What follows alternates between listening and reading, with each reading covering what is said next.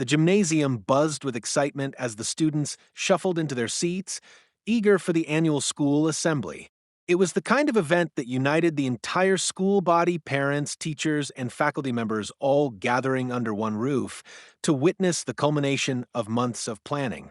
This year, however, there was an added tension in the air, a sharp, unsettling undercurrent that no one could quite put their finger on. Jason Carter, a 14-year-old student, stood nervously at the back of the gym, clutching a wrinkled program sheet in his hand. He was a relatively quiet boy, a decent student, but his black skin, had made him a target for bullies over the years. The whispers, the sneers, and the looks were things he had grown used to, even if they stung every time. This assembly was supposed to be his moment of redemption, his opportunity to prove to everyone that he was capable, that he was worth something beyond the labels that had been hastily slapped onto him. The sheriff of the town, Sheriff Gregson, stood at the front, his imposing figure cast in a spotlight. Known for his no-nonsense approach to law enforcement, Sheriff Gregson had always been a controversial figure in the community. He had made no secret of his views on discipline, and he often made his presence known at school events, especially when the students seemed to get out of line. Jason shifted uncomfortably as the assembly began, his heart racing in anticipation of the speech from the school's principal. Yet as his mind wandered, he couldn't help but overhear the laughter of a group of students nearby, their voices low but unmistakable. They were whispering about him again, making snide remarks about his appearance, about how he was too quiet or too different. His stomach churned, but he kept his focus forward, telling himself that soon it would all be over. The principal finally took the stage, and the applause was polite, but the noise from the crowd seemed more hollow than usual. Jason tried to steady his breathing, hoping the assembly would be over soon. As he glanced around, his gaze landed on Sheriff Gregson, who was scanning the room with an unnerving intensity. The sheriff's eyes locked on Jason for a moment, and in that split second, Jason knew something was wrong. The sheriff's lips curled into a faint smirk, and without warning, he stepped forward.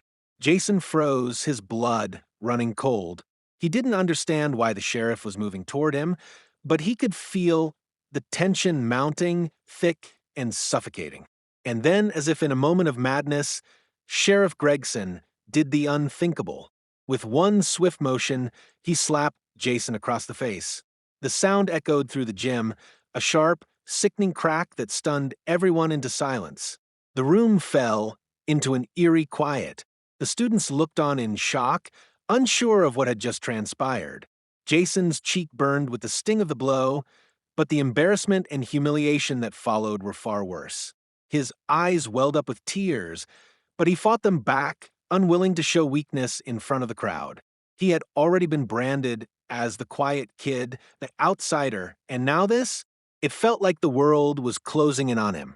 But just as quickly as the slap had landed, the door to the gym swung open. The sound of heavy footsteps echoed across the wooden floor as a tall figure strode into the room, an aura of authority surrounding him. The students turned their heads in unison, and gasps filled the air.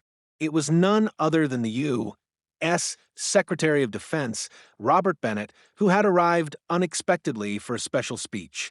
The man, a towering figure known for his stern demeanor, was a highly respected figure, one whose presence immediately commanded respect. As he entered the gym, the atmosphere shifted. The tension in the air seemed to dissipate, replaced by awe and curiosity. Everyone's attention was now on him, their eyes following his every move. He walked to the front of the room, his eyes scanning the crowd before they settled on the sheriff. The silence that had followed the slap now seemed even more pronounced. The room waited, holding its breath, and then, to the shock of everyone present, Secretary Bennett clapped his hands. At first, no one understood what was happening. Were they clapping for the sheriff? Was this a show of support for his actions?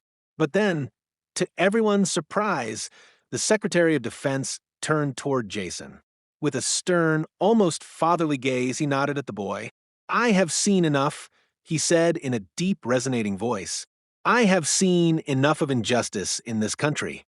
But I will not stand idly by when I witnessed one of our young people being treated like this.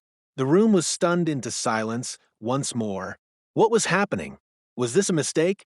Was the Secretary of Defense speaking to Jason? Without waiting for a response, Bennett continued, his voice growing stronger. This country is built on the principles of fairness, equality, and justice. What we just witnessed here is the complete antithesis of those principles. Jason's heart began to race again. But this time, it wasn't out of fear. It was because for the first time in his life, someone important, someone with power, was standing up for him. And in that moment, Jason knew that something was about to change.